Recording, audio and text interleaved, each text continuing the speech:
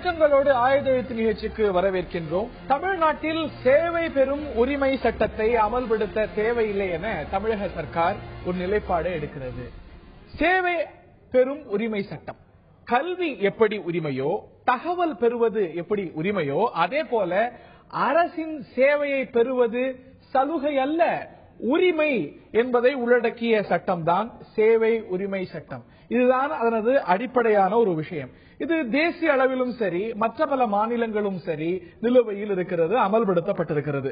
சாதி சான்று கேட்டு விண்ணப்பித்தால், அதே போல பர்த் சர்டிபிகேட் கேட்டு விண்ணப்பித்தால், பட்டா கேட்டு விண்ணப்பித்தால், முதியோர் பென்ஷன் கேட்டு விண்ணப்பித்தால் வரையறுக்கப்பட்ட கால அவகாசம் இருக்கு இல்லையா, அதற்குள்ள இந்த சேவைகளானது சாமானியனுக்கு, இந்த சேவையை கேட்பவருக்கு வழங்கப்பட வேண்டும்.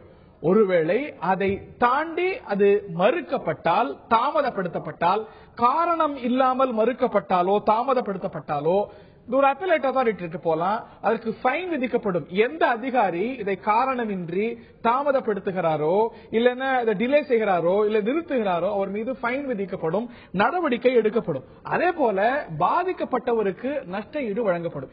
இதுதான் ஏற்கனவே பல மாநிலங்கள்ல அமல்ல இருக்கக்கூடிய சேவை பெரும் உரிமை சட்டத்துடைய அடிப்படையான ஒரு விஷயம். இது தமிழ்நாட்டில் கொண்டு வருவதற்கான அவசியம் இருக்கிறதாங்கிற ஒரு கேள்வி எழுகிறது. சட்ட பஞ்சாயத்து இயக்கம் அப்படிங்கிற ஒரு இயக்கம் நீதிமன்றத்துக்கு போகுது. இது போன்ற ஒரு சட்டம் தமிழ்நாட்டிலே வேணும், பல மாநிலங்கள் ஏறத்தாழ 19 மாநிலத்தில் இது அமல்ல இருக்கிறது, தமிழ்நாட்டிலும் வேண்டும் அப்படின்னு ஒரு கோரிக்கை வைக்கிறார்கள். தமிழ்நாடு சர்க்கார் ஒரு நிலைப்பாடு எடுக்கிறது. இங்க ஏற்கனவே மக்கள் சாசனம் இருக்கிறது. பல துறைகள்ல இல்ல எல்லா துறைகளையும் குறிப்பிட்ட கால அவகாசத்துக்குள்ள வழங்கணும்னு உத்தரவுகள் இருக்கிறது. மக்கள் சாசனம் இருக்கிறது, அது நடைமுறையிலும் இருக்கிறது, அதை செக் பண்றதுக்கு மெக்கானிசம் இருக்கிறது. ஆகையினால தனியாக ஒரு சட்டம் தேவையில்லை அப்படின்னு தமிழக சர்க்கார் ஒரு நிலைப்பாடு எடுக்கிறது. சேவை பெறும் உரிமை சட்டம் அவசியமா அனாவசியமா விவாதிப்போம் இன்றைய ஆயுத எழுத்து நிகழ்ச்சியில். நேர்களே, அதற்கு முன்பாக இது சார்ந்த கூடுதல் பின்னணி விவரங்களை, இந்த சேவை பெறும் உரிமை சட்டம் குறித்த கூடுதல் விவரங்களை எமது சிறப்பு செய்தியாளர் சலீம் முதலில் தர கேட்போம். சேவை உரிமை சட்டம், ரைட் டு சர்வீசஸ் ஆக்ட் அப்படின்னு சொல்லிட்டு இது ஆங்கிலத்தில் சொல்றாங்க. இந்தியாவுல மொத்தம் 29 மாநிலங்கள் இருக்கு. 19 மாநிலம் இந்த சட்டத்தை இயக்கி இருக்கின்றது. இயக்க மறுக்கும் மாநிலங்களில் தமிழகமும் ஒன்று. என்ன இந்த சேவை உரிமை சட்டம், ரைட் டு சர்வீசஸ் ஆக்ட்னா என்ன என்ற ஒரு கேள்வி எழலாம். அதாவது இந்த சட்டம் இயற்றப்பட்ட பிறகு இந்தந்த சேவைகள்லாம் இந்த சட்டத்தின் கீழே வருது அப்படின்னு சொல்லிட்டாங்கன்னா, உதாரணத்துக்கு இப்ப நாம பர்த் சர்டிபிகேட் வாங்க போறோம். சம்பந்தப்பட்ட அதிகாரி நமக்கு பர்த் சர்டிபிகேட் கொடுக்கல, கால தாமதம் பண்றாரு, இழுத்து அடிக்கிறாரு, லஞ்சம் கேட்கிறாரு, லஞ்சம் கிடைக்கலன்னு சொல்லிட்டு நமக்கு சர்டிபிகேட்டே கொடுக்காம இழுத்து அடிக்கிறார். அப்படிங்கிற போது நாம என்ன பண்ணலாம், இதற்கென்று அமைக்கப்பட்டிருக்கும் ஒரு ஆணையத்திடம் போய் புகார் கொடுக்கலாம். அந்த ஆணையம் நம்மளுடைய புகார் உண்மைதானா, இதில் நியாயம் இருக்கிறதா என்று முதலில் பார்ப்பார்கள். நியாயம் இருக்கிறது என்றால் சம்பந்தப்பட்ட அதிகாரியை கூப்பிட்டு இத்தனை நாளுக்குள்ள வேலையை முடிச்சு கொடுத்துருங்க அப்படின்னு சொல்லிட்டு கொடுப்பாங்க. ஒருவேளை அந்த அதிகாரி மீண்டும் லஞ்சம் கேட்டு வேலையை முடிக்காமல் இழுத்தடித்தால் நாம் மீண்டும் மேல்முறையீட்டிற்கு போகலாம். நாம் அந்த மாதிரி மேல்முறையீட்டிற்கு போனா சம்பந்தப்பட்ட அதிகாரிக்கு ஃபைன் போடப்படும் அல்லது ஒழுங்கு நடவடிக்கை எடுக்கப்படும். வேலையும் முடித்து இந்த கால தவணைக்குள்ள இந்த வேலையை முடிச்சு கொடுத்துடணும் அப்படின்னு சொல்லி கட்டளையும் பிறப்பிக்கப்படும். இதுதான் இந்த சட்டத்தினுடைய சிறப்பம்சம். இந்த சட்டம் தமிழகத்தில் கிடையாது. ஒருவர் என்ன பண்ணிருக்காரு, பொதுநல வழக்கு போட்டிருக்காரு, இந்த சட்டத்தை தமிழக அரசு கொண்டு வரணும் அப்படின்னு சொல்லிட்டு கோர்ட், அதாவது சென்னை உயர்நீதிமன்றத்துல. சென்னை உயர்நீதிமன்றம் தமிழக அரசு கிட்ட கருத்து கேட்டாங்க. தமிழக அரசு சார்பா என்ன சொல்லிட்டாங்க, இல்ல இந்த சட்டம் கொண்டு வரும் எண்ணம் இல்லை அப்படின்னு சொல்லிட்டாங்க. தமிழகத்தை பொறுத்தவரை அடுத்த வருடம் தேர்தல் நடைபெற உள்ள நிலையில் மற்ற அரசியல் கட்சிகள்லாம் இந்த கையில் எடுத்துக்கிட்டாங்க. என்ன சொல்றாங்க, மற்ற அரசியல் கட்சிகள்லாம் என்ன சொல்லி பிரச்சாரம் பண்றாங்க அப்படின்னா, நாங்கள் ஆட்சிக்கு வந்த 6 மாசத்துல இந்த சட்டத்தையும் சரி, அதாவது சேவை உரிமை சட்டத்தையும் சரி, இதே போல மக்கள் நீதிமன்றம் என்று அழைக்கப்படுகின்ற லோக் ஆயுக்தாவையும் 6 மாசத்துல கொண்டு வந்துருவோம் அப்படின்னு சொல்லி தேர்தல் பிரச்சாரத்தில் ஈடுபட ஆரம்பித்து விட்டார்கள். சாமானியனுக்கு சேவை பெறுவது உரிமையாக இருக்க வேண்டுமா? அல்ல, அந்த உரிமையானது ஏற்கனவே பல மெக்கானிசம் மூலமாக நிலைநாட்டப்பட்டிருக்கிறதா? அரசு சொல்கிறது ஏற்கனவே இந்த உரிமைகளானது வழங்கப்பட்டிருக்கிறது. எதற்காக ஒரு தனி மசோதா, எதற்காக ஒரு தனி சட்டம் என்று கேட்கிறது. விவாதிப்போம், இந்த ஒரு சட்டம் அனாவசியமா அவசியமா என்று. இந்த விவாதத்தில் நம்முடைய பங்கேற்கிறார்கள் திராவிட முன்னேற்ற கழகத்தை சேர்ந்த முன்னாள் சட்டமன்ற உறுப்பினர் திரு அப்பாவு அவர்கள். நிகழ்ச்சிக்கு அவரை அன்போடு வரவேற்கின்றோம். இந்த வழக்கை தொடர்ந்த சட்ட பஞ்சாயத்து இயக்கத்துடைய திரு சிவ இளங்கோ அவர்கள் இந்த நிகழ்ச்சியில் நம்முடைய இணைகிறார். அவரை நிகழ்ச்சிக்கு அன்போடு வரவேற்கின்றோம். அவர் மட்டுமல்லாது இதனால் அதிகாரிகளுக்கு பாதிப்பு என்ற ஒரு நிலைப்பாட்டை எடுக்கிறார். மாநில பொதுச் செயலாளர், தமிழ்நாடு வருவாய்த்துறை அலுவலர் சங்கம் திரு சிவஜோதி இந்த நிலைப்பாட்டை எடுக்கிறார். அவர்கிட்ட இருந்து தான் கேட்கணும்னு நினைக்கிறேன். எப்படி தகவல் அறிவது, அதே போல கல்வி பெறுவது இந்த நாட்டில நாடு முழுவதும் சரி, பல மாநிலங்கள்ல சரி, தமிழ்நாடு உள்ளடக்கமாக உரிமையாக இருக்கிறதோ, சேவை பெறுவதும் ஒரு சாமானியனுக்கு, ஒரு குடிமகனுக்கு சலுகையாக அல்ல, உரிமையாக இருக்கணும் அப்படிங்கிற ஒரு தாற்பயத்தின் பேர்ல, அந்த அடிப்படையின் பேர்ல தான் இந்த ஒரு சட்டமானது கேட்கப்படுகிறது. தமிழ்நாட்டிலும் கொண்டு வந்தால் சிறப்பாக இருக்கும் அப்படின்ற ஒரு கோரிக்கை வைக்கப்படுகிறது. இது ஏதோ புதுசான ஒரு கோரிக்கையில உங்களுக்கே தெரியும், இந்தியாவின் பெரும்பாலான மாநிலங்கள் நிறைவேற்றி இருக்கக்கூடிய விஷயம், அகில இந்திய அளவிலும் கொண்டு வரப்பட்டிருக்கக்கூடிய ஒரு விஷயம் எனும் பொழுது இதனால் பாதகம், பாதிப்பு அப்படின்னு ஒரு நிலைப்பாட்டை நீங்கள் எடுக்கிறீர்களா? எடுப்பதனால் ஏன் திரு சிவஜோதி? சேவை தரும் உரிமை என்பது ஒவ்வொரு மனிதனுக்கும், ஒவ்வொரு குடிமகனுக்கும் ஏற்கனவே இருக்கக்கூடிய உரிமைதான். அதுல புதிதாக ஒரு சட்டம் கொண்டு வருவது தேவையில்லாததான் எங்களுடைய கருத்து. இப்பவும் மக்கள் சாசனம் போன்ற திட்டங்கள் அரசாங்கத்தால் அறிவிக்கப்பட்டு உரிய நேரத்தில் அனைத்து குடிமகன்களுக்கும் சேவைகள் வழங்கப்பட்டு வருகின்றன.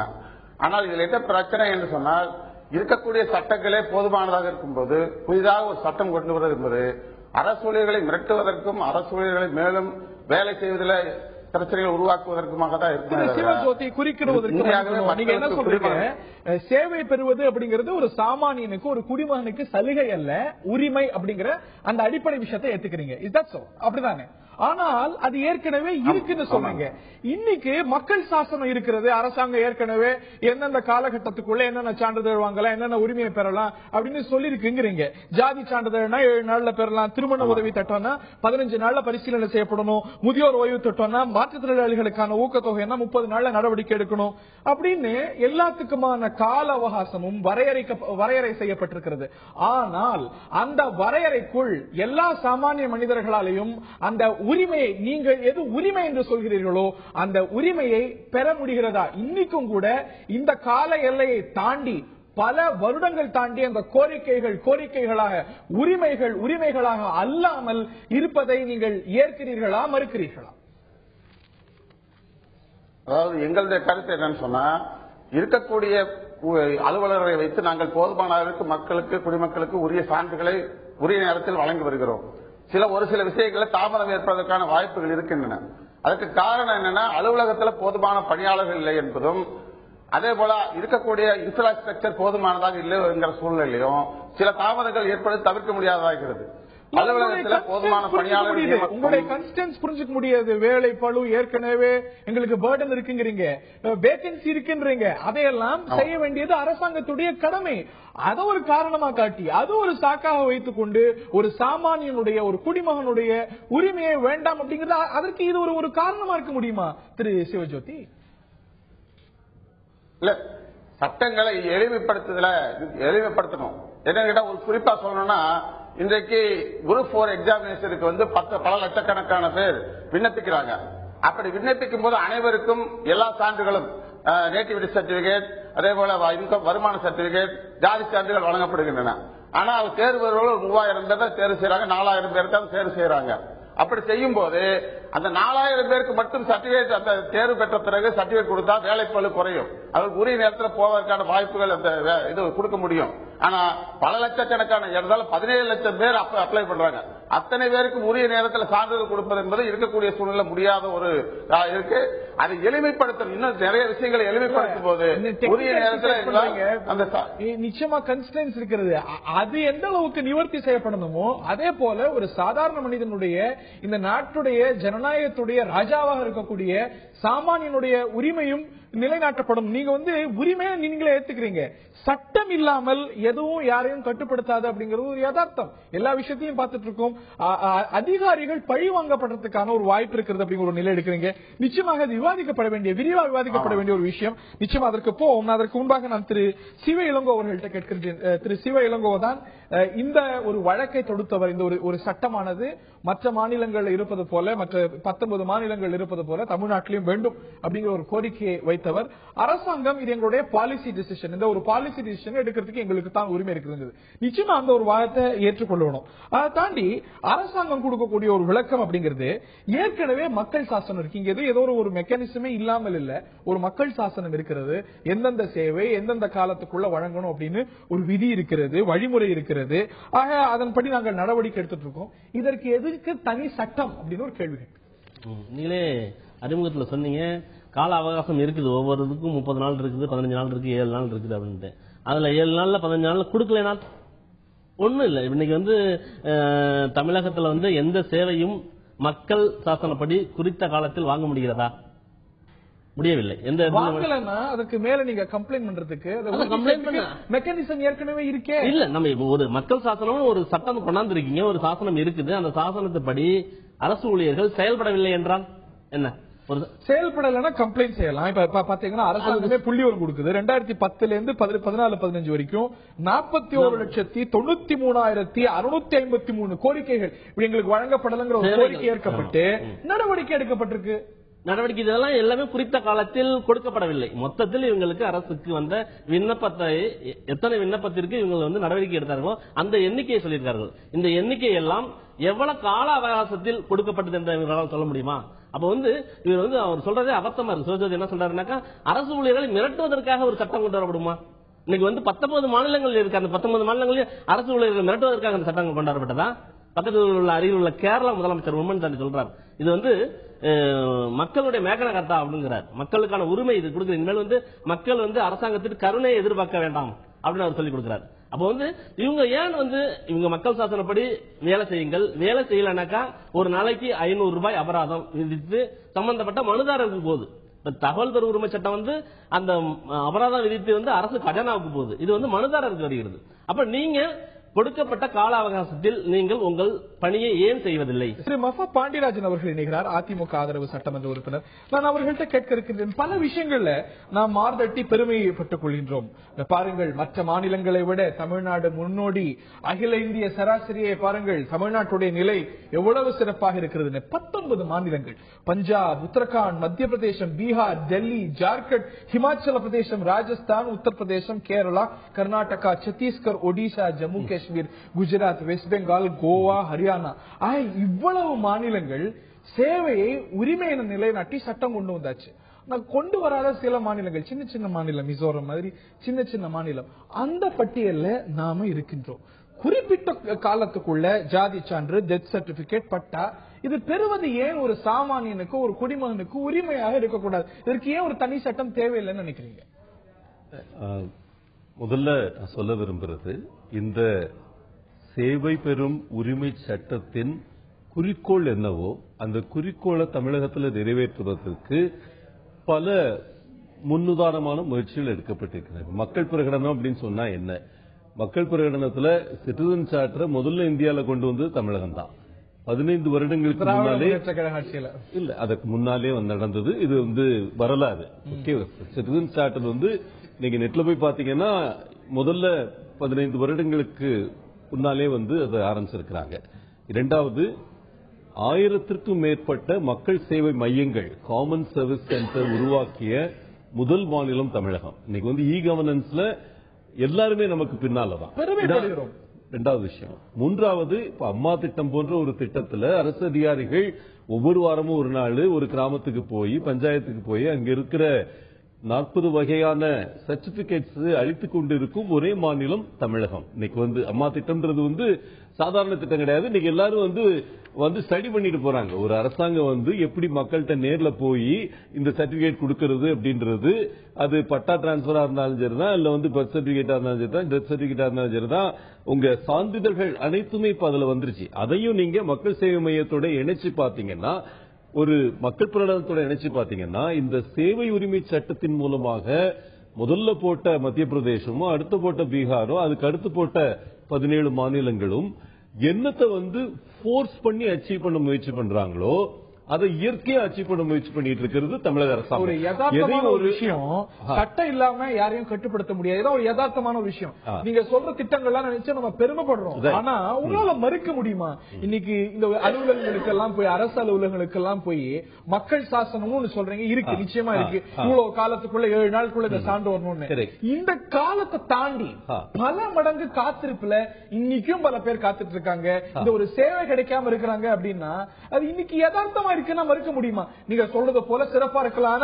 இல்லாத பல சந்தர்ப்பங்கள்ல அதை உறுதி செய்ய ஒரு சட்டம் உதவி செய்யும். இல்லாத சில சந்தர்ப்பங்கள்ல நான் சொல்லுவேன், இன்னைக்கு ஒரு வருஷத்துல ஒரு 3 லட்சம் பேருக்கு இலவச பட்டா வழங்கணும் அப்படின்ற மேக்ரோ லெவல் டார்கெட்ல இருந்து ஒவ்வொரு லெவல்லையும், மாவட்ட அளவுல, வட்ட அளவுல அந்த டார்கெட்ஸை கீழே கொண்டு போய் அதை செயல்படுத்திட்டு இருக்கிறது இந்த அரசாங்கம். அதனால கவர்னன்ஸை பொறுத்த வரைக்கும், அதாவது எத்தனை பேருக்கு சேவைகள் கிடைச்சிருக்கு, அது காசு இல்லாம எத்தனை பேருக்கு கிடைச்சிருக்கு, இந்த விஷயங்கள்ல நம்ம இன்னைக்கு முன்னோடியில் இருக்கோம். இன்னைக்கு திமுக அதிமுக நம்ம பார்க்க வேணாம். ஒரு அரசு அலுவலகத்துல ஒரு சாமானியன் போய் எந்த விதமான பிரச்சனையும் இன்றி, சச்சரவின்றி இந்த மக்கள் சாசனத்துல சொல்லக்கூடிய நாட்கள்ல இந்த சான்றிதழ், இந்த சேவையெல்லாம் பெற அவ்வளவு எளிமையா ஒரு சூழல் இருக்கு.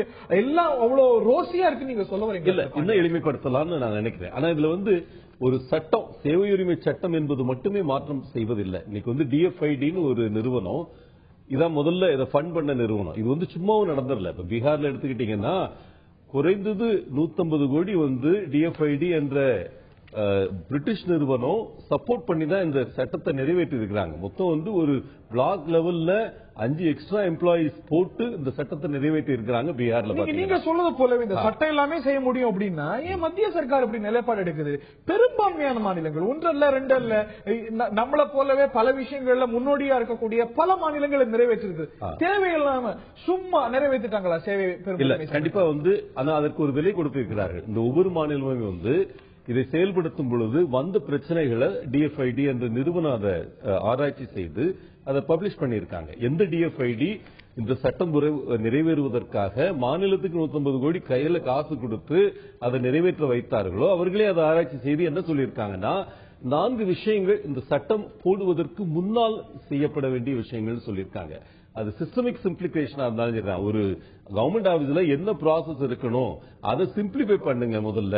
அந்த சிம்பிளிபிகேஷன் இப்ப மக்கள் திட்டம் விரைவுபட்டாங்க. அந்த ஒரு நோக்கம் இந்த எந்த நோக்கத்துக்காக இந்த ஒரு சட்டம் கேட்கப்படுதோ அந்த நோக்கம் நிறைவேற்றப்படும் போது எதற்கு தனி சட்டம்? இது அரசாங்கத்துடைய பாலிசி. எந்த சட்டத்தை கொண்டு வரணும், கொண்டு வரக்கூடாது அப்படின்னு அரசாங்கம் தான் முடிவு எடுக்க முடியும். ஒரு பிஐஎல் பெட்டிஷன் எடுக்க முடியாது அப்படின்னு அரசு ஒரு நிலைப்பாடு எடுக்குது. நீங்க ஆட்சியில் இருந்தாலும் கூட ஒரு பிஐஎல் திரு சிவகங்கை ஒரு பெட்டிஷன் போறாருங்கிறதுனால இந்த ஒரு சட்டத்தை உடனே கொண்டு வந்துருவீங்களா திரு அப்பாவும்? சிவகங்கைக்கு முதல்ல ஒரு நன்றி சொல்லணும். நம்ம எல்லாரும் இந்த நாட்டை பற்றி சிந்திச்சு இந்தியாவில் என்ன நடக்கு, நம்ம தமிழ்நாடு கொஞ்சம் பின்தங்கிய நிலையில இருக்கு, நம்மளும் அது ஒரு உரிமைக்காக அவர் கேட்கறதுல தப்பு ஒண்ணு கிடையாது. இது ஒரு சேவை உரிமை வேணும் அப்படின்னு சொல்லி மற்ற மாநிலங்களை இருக்கிறதுல சொல்றாங்க. 2010 இருந்து 19 மாநிலங்கள்ல இது நடைமுறைப்படுத்தப்பட்டிருக்கு. ஆனா அதுக்கு முன்னாலே தலைவர் கலைஞர் 96 ஆட்சிக்கு வந்த உடனே 97 இதுல ஒரு தேக்க நிலை இருக்கிறது. மக்களுக்கு பெட்டிஷனை வாங்கி வச்சுக்கிட்டு அப்படியே பெட்டிஷனை காணலன்றாங்க. ஒருத்தர் போய் தனியாட்டு போய் ஒரு வருமான சான்றோ அல்லது ஒரு ஜாதி சான்றோ ஏதாவது ஒண்ணு போய் கேட்க கொண்டு பெட்டிஷனை கொடுத்தா 1 வருஷம் ஆச்சியா, எனக்கு என்ன பதிலும் தரல அப்படின்னு சொல்லுவோம். என்ன செய்யலாம் அப்படின்னு சொல்லி மக்களுக்கு இந்த சேவை போய் சேரதுக்காக என்ன செய்யலாம் அவரே சிந்தித்து ஒரு அருமையான ஒரு ஒரு நடைமுறை சட்டத்தை 97 தலைவர் கலைஞர் கொண்டு வந்தார். அந்த அடிப்படையில தான் இப்ப என்ன சொல்றாங்கன்னா ஒரு ஓஏபி பென்ஷனா இப்ப இன்னைக்கு கூட இவங்க கொடுத்திருக்க கூட அத்தனை வீட்டுல ஒரு 21 துறைக்கு கொடுத்திருக்காங்க. தமிழ்நாட்டில் கிட்டத்தட்ட 40க்கும் மேற்பட்ட கிட்டத்தட்ட 42 துறை இருக்குன்னு நினைக்கிறேன். ஒரு 20 அதுக்கு மேற்பட்ட துறை உண்டு. ஆனா ஒரு 21 துறைக்கு என்ன கொடுத்திருக்காங்க இவங்க என்ன நடைமுறையில இருக்கு, இப்படி எல்லாம் இருக்கு, அதனால தேவையில்லைங்கிறத சொல்லி கொடுத்திருக்காங்க. அதுல ஒன்னும் இவங்க கொடுத்திருக்கிறது 97 தலைவர் கலைஞர் கொடுத்ததுபடிதான் 30 நாள், 15 நாள், 7 நாள், 2 நாள் இந்த சான்றுகளுக்கு இப்படி இப்படி இருக்கு. அதனால நாங்க 2000 இருந்து இதுவரைக்கும் கிட்டத்தட்ட 41 லட்சம் மனுக்களுக்கு நாங்க நடவடிக்கை எடுக்கிறோம். கிரெடிட் உண்டு என்கிறார். மறுப்பீங்களா திரு மாஃபா பாண்டியராஜன்? இல்ல, அதனால நான் முடிச்சு அந்த ஒரு சின்ன ஒரு ரிப்போர்ட் கேள்வி என்னன்னா, இப்போ வந்து உங்களுடைய தான் சொல்லப்பட்டிருக்கிறது 97 போடப்பட்ட ஒரு ஜிஓ, அதற்கு பிறகு 99 வந்திருக்கக்கூடிய நடைமுறை இது வந்து திராவிட முன்னேற்ற கழக ஆட்சி காலத்துல வந்ததுன்னு ஏற்றுக்கிறீங்களோ? இல்ல இல்ல, 97 வந்திருந்தது. எந்த சேவைக்கு எவ்வளவு நாள் அப்படின்ற ஒரு கணக்கு அவங்க போட்டதுதான், அது இல்லன்னு சொல்ல. ஆனா அதுக்கு உயிர் கொடுத்தது வந்து கடந்த 4 வருடங்களில் உயிர் கொடுத்தது. ஒத்துக்கிறதுனால உங்க மேல எந்த குற்றச்சாட்டும் வந்துடாது கட்சியில இருந்து. நான் சொல்றேன்னா அதுக்கு உயிர் கொடுத்தது யார்? ஏன்னா அது போட்டது நிஜம்தான். ஆனா இன்னைக்கு வந்து எவ்வளவு இலவச பட்டாக்கள் தரப்பட்டன, அந்த கம்பேரிசனுக்கு இல்ல நான் முடிச்சிருந்தேன். அந்த கம்பேரிசனுக்குள்ள போறதா இருந்துனாக்கி நாங்க கடந்த 2006 இருந்து 2011 வரை 12 லட்சம் பட்டா கொடுத்துருக்கோம். நீங்க அதை இன்னும் 10 தடவை நீங்க ஆட்சிக்கு வந்தாலும் அதை அச்சீவ் பண்ண முடியாது. அதெல்லாம் வேற சமாச்சாரம், அதுக்குள்ள போக வேண்டாம். இல்ல, இன்னைக்கு இந்த சேவை சட்டத்தை பற்றி நம்ம சொல்லும் போது அவர் சிவஜோதி சொல்றாரு, எங்களை மிரட்டக்கூடிய சட்டம் அப்படின்னு சொல்றாரு. அவங்களை பொறுத்தளவுல ஆட்சியில இருக்கவங்களால் தான் அந்த மிரட்டல் உருட்டல் வருமே தவிர வேற யாராலையும் மிரட்டல் உருட்டல் வராது. இப்ப கூட நம்ம முத்துக்குமாரசாமி இறந்ததும் ஒரு மிரட்டல்ங்கிறதுலாம் அவரு இறந்தாருன்னு சொல்லி ஒரு அமைச்சரே பிடிச்சு உள்ள வச்சிருக்கு. அமைச்சரை பிடிச்சு விடுனா இப்ப ஏற்கனவே காரணத்தினால நீங்க ஒரு பாலிசி டிசிஷன் எடுத்துருவீங்களா திமுக ஆட்சியில இருந்ததுன்னா? இல்ல, நான் ஒண்ணு விளக்கம் சொல்லிட்டு அதுக்கு சொல்றேன் பாண்டியன். இப்ப வந்து நாங்க நடைமுறைக்கு அப்படி ஒரு சட்டம் தேவையில்ல, எல்லாமே நல்ல முறையில் நடக்கு அப்படின்னு சொல்றாங்க. அப்ப நான் உங்களுக்கு இன்னொரு விளக்கம் சொல்றேன். இப்ப சிவஜோதி சொல்றாரு, எங்களை வந்து நீங்க வந்து இதை வச்சு மிரட்டக்கூடாது, அதுக்காக இந்த சட்டம் தேவையில்லைங்கிற ஸ்டாண்ட்ல அவரு கரெக்டா இருக்கிறாரு. நாங்க இந்த சட்டம் வர்றதுக்கு முன்னாலே ஒரு நடைமுறையை சொல்லி இவ்வளவு நாளைக்குள்ள இப்படி மக்களுக்கு சேவை செய்யுங்கன்னு நாங்க சொல்லியிருக்கோம். அதை தான் இவங்க சொல்லியிருக்காங்க. இப்போ நான் கேட்கறது அழுத்தம் எங்க இருந்து வருது? அதான் திரு சிவஜோதி இல்ல, நான் முடிக்கணுமே. இல்ல, நான் இதை முடிச்சேன். அழுத்தம் எங்க இது இந்த ஒண்ணுக்கு அழுத்தம் எங்க இருந்து வருது? இப்ப நீங்க வந்து அக்ரிகல்ச்சர் நாங்க அமைச்சரையே கைது பண்ணி நடவடிக்கை எடுக்கிறோம் தவறு செய்தா அப்படின்னு சொல்றாங்க. இல்ல இல்ல, இது வந்து சட்டப்படி நடந்தா இப்ப நீங்க மணல் இவங்க தர முடியுமா? வேற நோக்கத்துக்குள்ள போக கேள்வி நியாயமானது. திரு சிவஜோதி அவர்கள்ட்ட கேட்க இருக்கின்றேன். அதோட இதை ஒரு பேரல் ஸ்டாப் பண்ண முடியுமான்னு தெரியல. அதிகாரிகளுடைய மிரட்டப்படுவாங்க, அதிகாரிகளுடைய உரிமையை பறிக்கப்படும் ஒரு லைன் எடுக்கிறீங்க. ஒரு அதிகாரியா எப்படி படிப்பா, யார் படிப்பா? உரிமையை கேட்டு பெறுவது அப்படிங்கிறது மிரட்டுறதா, உருட்டுறதா, இல்லாட்டி உரிமையை பறிப்பதா? Please explain. அதாவது ஏற்கனவே பல்வேறு சட்டங்கள் இந்த நாட்டில் இருந்துட்டு இருக்கு. அந்த சட்டங்கள் வந்து அமல்படுத்தப்படாம இருக்கக்கூடிய சூழ்நிலை இருக்குது. இப்ப இருக்கக்கூடிய சட்டங்களை எளிமைப்படுத்தினாலே பல விஷயங்களை புதுசா கொண்டு வராம இருக்கோமா, சட்ட திருத்தம் கொண்டு வராம இருக்கோமா? நிச்சயமா அதனால பலன் அளிக்கல அப்படின்னா புதுசா சட்டம் கொண்டு வரும். ஏற்கனவே பல சட்டம் இருந்தது. ஏன் தகவல் அறியும் உரிமை சட்டத்தை கொண்டு வந்தோம்? ஏற்கனவே மாணவர்கள் எல்லாம் படிச்சுட்டு இருந்தாங்க. ஏன் எல்லாருக்கும் உறுதி செய்யறதுக்கு கல்வி உரிமை சட்டம் கொண்டு வந்தோம்? ஏற்கனவே இருக்கு, ஏற்கனவே அரசாங்கத்துடைய பல கல்வி திட்டங்கள் இருக்கேன்னு கல்வி உரிமை சட்டம் கொண்டு வராம இருந்தோமா? ஏற்கனவே பல மெக்கானிசம் இருக்கேன்னு தகவல் அறிமை உரிமை சட்டம் கொண்டு வராம இருந்தோமா? தகவல் அறிவு உரிமை சட்டம் இன்னைக்கு பல நேரங்கள்ல வந்து தவறாக பயன்படுத்தப்படுகிறது தான் குற்றம். இந்த நாட்டுல தவறாக ஒரு சட்டம், ஒரு ஐபிசியோட பிரிவு சொல்லுங்க பாப்போம். இந்த நாட்டுல தவறா பயன்படுத்தப்படாத ஒரு சட்டம் சொல்லுங்க. ஒரு சட்டம். தவறாக நிறைய சட்டங்கள் பயன்படுத்தப்படுது. எந்த பிரச்சனை இல்லாம மக்களுக்கு சரி. அதாவது தொடருங்க. அவர் முடிச்சிட்டோம். திரு சிவஜோதி அவர்கள் முடிச்சிட்டோம். அதாவது உங்களுடைய என்ன சொல்றீங்க, அதிகாரிகள் மிரட்டப்படுவாங்க. இப்போ நீங்க வந்து உங்களுடைய மிரட்டப்படுறதுக்கான என்ன முகாந்திரம் இருக்கிறீங்க? யார் மிரட்டுவா? அதாவது உரிமையா, அதாவது மக்களுக்கு இதுவரைக்கும் நாங்க எல்லா சேவைகளும் பண்ணிட்டு தான் இருக்கோம். குறிப்பாக நம்ம சட்டமன்ற உறுப்பினர் சொன்னது, இன்னைக்கு வந்து பொது சேவை மையங்களை ஏற்படுத்தி உடனுக்குடன் ஆன்லைன் முறையில இன்னைக்கு சான்றுகள் வழங்கப்பட்டு வருகின்றன. அதே போல பர்த் சர்டிபிகேட் கொடுக்கறதை இன்னைக்கு எளிமைப்படுத்திக் கொண்டிருக்கிறார்கள். இப்படி எளிமைப்படுத்திட்டாலே பல விஷயங்கள் மக்களுக்கு உரிய நேரத்தில் போய் சேர்வதற்கான வாய்ப்புகள் இருக்கு. அதே போல நான் ஏற்கனவே சொன்னது போல போதுமான இடங்கள் காலியாக இருக்கக்கூடிய இடங்களை நிரப்பினாலே மக்களுக்கு உரிய நேரத்தில் பிரச்சனை இல்ல. ஆனா சேவை கிடைக்க முடியாத சந்தர்ப்பத்தில் அதற்கு ஒரு மெக்கானிசம் மூலமாக இதுக்கு மெக்கானிசம் இருக்கு. இப்ப ஒரு வட்டாட்சியர் தவறு செஞ்சா மாவட்ட ஆட்சியரிடம் நம்ம கம்ப்ளைண்ட் பண்ண முடியும். அதே போல சாராட்சியிட்ட கம்ப்ளைண்ட் பண்ண முடியும், அதிகாரிகிட்ட மேலதிகாரிட்ட அந்தந்த மேலதிகாரிட்ட கம்ப்ளைண்ட் பண்ண முடியும். அந்த சிஸ்டத்தில் இருக்கிறவங்கள்ட்டே தான் கம்ப்ளைண்ட் பண்ணா உடனடி நடவடிக்கை எடுத்துக் கொண்டிருக்கிறார்கள். இல்ல இப்ப பிரச்சனை என்னன்னா ஒரு கோரிக்கை வைக்கப்படுது, அது மறுக்கப்படுது அப்படிங்கும் போது ஒரு சாமானியன் என்னுடைய சேவை பெறுவது என்னுடைய உரிமை, அது மறுக்கப்படுதுன்னு ஒரு அத்தாரிட்டிட்ட போறான். அதை நீ உங்களுடைய பிரச்சனை எங்க மிரட்டப்படுது, எங்க வந்து இன்ஃபுளுன்ஸ் பண்ணப்படுதுன்னு புரியல. இது வந்து நீங்க ஏற்கலாம், மறுக்கலாம், தாமதப்படுத்தலாம், நியாயமான காரணங்கள் இருந்தா அது நீங்க நியாயமா அது மறுக்கப்பட்டா, நியாயமா ஏற்கப்பட்டா, நியாயமா தாமதம் செய்யப்பட்டா அதை விளக்கிடலாம். அது நிச்சயமா அந்த அத்தாரிட்டி ஏற்கப்படும். அதுல நியாயம் இல்லாத ஒரு சூழ்நிலையில, அது வந்து இன்னார்டினேட் டிலே செய்யப்பட்ட சூழ்நிலையில, அது அநியாயமா மறுக்கப்பட்ட சூழ்நிலையில தான் நடவடிக்கை பாய போகுது. இங்க எங்க மிரட்டல் வருது? இல்ல, மிரட்டல் எப்ப வரும்னு சொன்னா ஒரு சில ஒரு சில அதாவது செல்வாக்கு பெற்ற நபர்கள், ஒரு சில அதிகாரிகள் தாங்கள் சொல்லுகிற கேட்கலைன்னா அவங்க மேல நடவடிக்கை எடுப்பதற்கு இந்த சட்டத்தை பயன்படுத்துவாங்க. இந்த மாதிரி விஷயங்கள் தான் இந்த சட்டத்தை மிரட்டலே அப்படிப்பட்ட சூழ்நிலை வருகிறது. சரியான சாதாரண எளிய மக்களுக்கு உரிய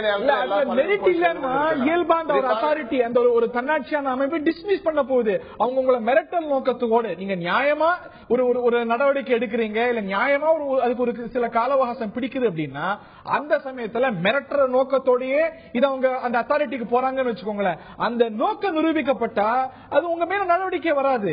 ஒரு அநியாயமான காரணத்தினால் அந்த ஒரு சேவை மறுக்கப்பட்டால் மட்டுமே ஃபைன் போடப்படும். அதுவும் இதுக்கு பல ஸ்டேஜஸ் இருக்கு. முதல்ல நடவடிக்கை எடுன்னு சொல்லுவாங்க, அப்பயும் மறுக்கப்படும் போதுதான் நடவடிக்கை பாயும் இல்லையா? குறிப்பாக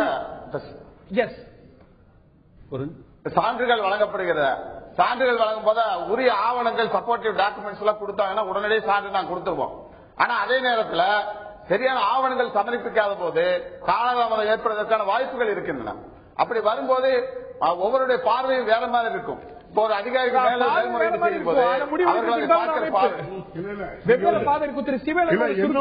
ஒரு இடைவெளி எடுக்கணும். நான் மீண்டும் உங்கள்கிட்ட வரேன். ஒரு சுருக்கமான கருத்து இப்ப வந்து ஒவ்வொருத்துக்கு சேவைக்கு இவ்வளவு கால அவகாசம் இருக்குது, அதுல வாங்கணும்ட்டு இல்லைன்னாதான் அபராதம்.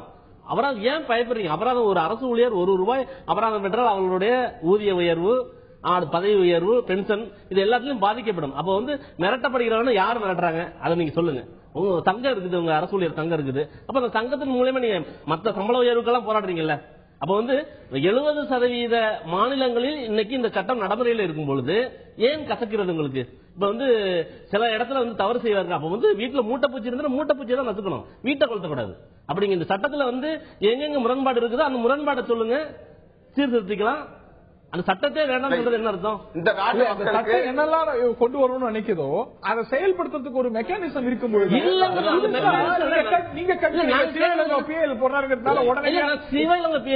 அந்த மெக்கானிசம் செயலில் இழந்து விட்டது. அதனாலதான் அதை சொல்றதுக்கு என்ன முகாந்திரம் செயல் இழந்ததற்கு ஒரே ஒரு உதாரணம், சரியான உதாரணம் அம்மா முகாம். எதுக்கு அம்மா முகாம்?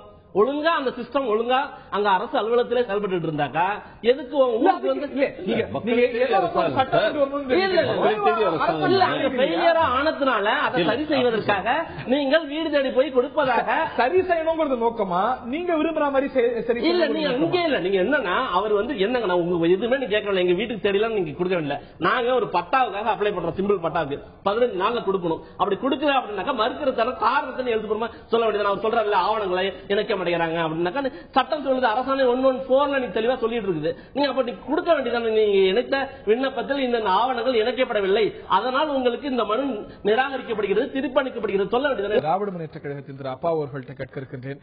அரசு ஊழியர்கள் மீது அதிகம் அக்கறையை வெளிப்படுத்தக்கூடிய கட்சியாக திராவிட முன்னேற்ற கழகம் தன்னை வெளிப்படுத்திக் கொள்கிறது. ஒரு பார்வை இருக்கக்கூடிய ஒரு சூழ்நிலையில திரு சிவஜோதி சொல்கிறார், இதனால் அதிகாரிகள் வலுவுக்கு உள்ளாக்கப்படுவார்கள், நிறைய பிரச்சனை அதிகாரிகளுக்கு தான். அவர் சார்ந்திருக்கக்கூடிய வருவாய்த்துறை எந்த அளவுக்கு வேலை பளுவுக்கு இந்த ஆட்சியோ போன ஆட்சியோ உள்ளான ஒரு துறை அப்படிங்கிறது உங்களுக்கு தெரியும். நீங்க வந்து கலர் டிவி திட்டம் அப்படின்னு அறிவிப்பீங்க, அவங்க கிரைண்டர் மிக்சின்னு அறிவிப்பாங்க. புது புது புது புது திட்டம் கோடிக்கணக்கான மக்களை சென்றடையணும், வேகன்சி ஒரு பக்கம் காலியா இருக்கணும், அதே அதிகாரிகள் அதே ஊழியர்கள் அதை செயல்படுத்தணும். அப்படி இருக்கக்கூடிய சூழ்நிலையில ஏற்கனவே இருக்கக்கூடிய பிரச்சனை அதே டைம் உண்டா கொடுக்கறதுல பல சிக்கல்கள் சூழ்நிலையில இதுவும் சேரும் பொழுது, அபராதமும் சேரும் பொழுது அரசு ஊழியர்கள் தண்டிக்கப்படுவார்கள்.